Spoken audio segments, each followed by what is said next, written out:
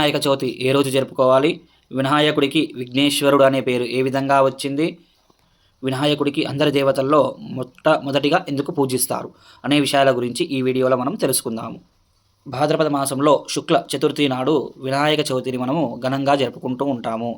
అయితే పురాణాల ప్రకారము దేవతామూర్తులందరూ కలిసి కైలాసములో పార్వతీ పరమేశ్వరుల దగ్గరికి వెళ్ళి ఎటువంటి కార్యం తలపెట్టినా విఘ్నాలు కలగకుండా పూజించడం కోసం ఒక దేవుడిని నియమించమని వేడుకుంటారు.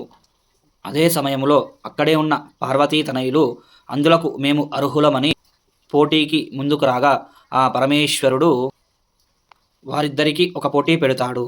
ఆ పోటీలో ఎవరైతే విజయం సాధిస్తారో వారు అర్హులని చెప్తాడు. అందుకు వారిద్దరూ కూడా సరే అని అంటారు. అప్పుడు ఆ పరమశివుడు మీలో ఎవరైతే లోకాల్లో ఉన్న పుణ్య నదుల్లో ముందుగా స్నానం చేసి వస్తారో వారు ఇందులకు అర్హులని చెప్తాడు.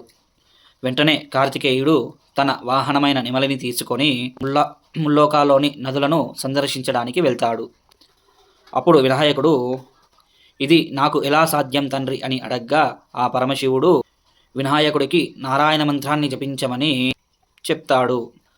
ఒక్కసారి ఆ మంత్రాన్ని జపిస్తే 300 కల్పాల్లో ఉన్న పుణ్య నదుల్లో స్నానం చేసినట్లవుతుందని తెలపడంతో వెంటనే వినాయకుడు తన తల్లిదండ్రులైన పార్వతీ పరమేశ్వరులకు 3 ప్రదక్షిణాలు చేసుకొని ఆ నారాయణ మంత్రాన్ని జపిస్తాడు.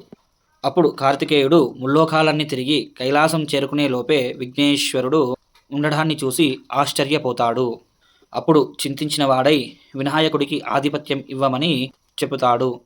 ఆ విధంగా భాద్రపద శుద్ధ చతుర్థి నాడు వినాయకుడు విఘ్నేశ్వరుడిగా అయ్యాడు.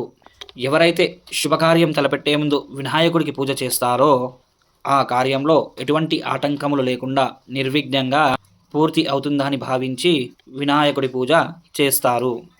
ఆ విధంగా వినాయక చవితి రోజున విఘ్నేశ్వరుడికి ఘనంగా పూజా కార్యక్రమాలు చేసి రకరకాల పిండి వంటలను నివేదించి వినాయకుడి కథను చెబుతూ ఈ పండుగను జరుపుకుంటూ ఉంటారు.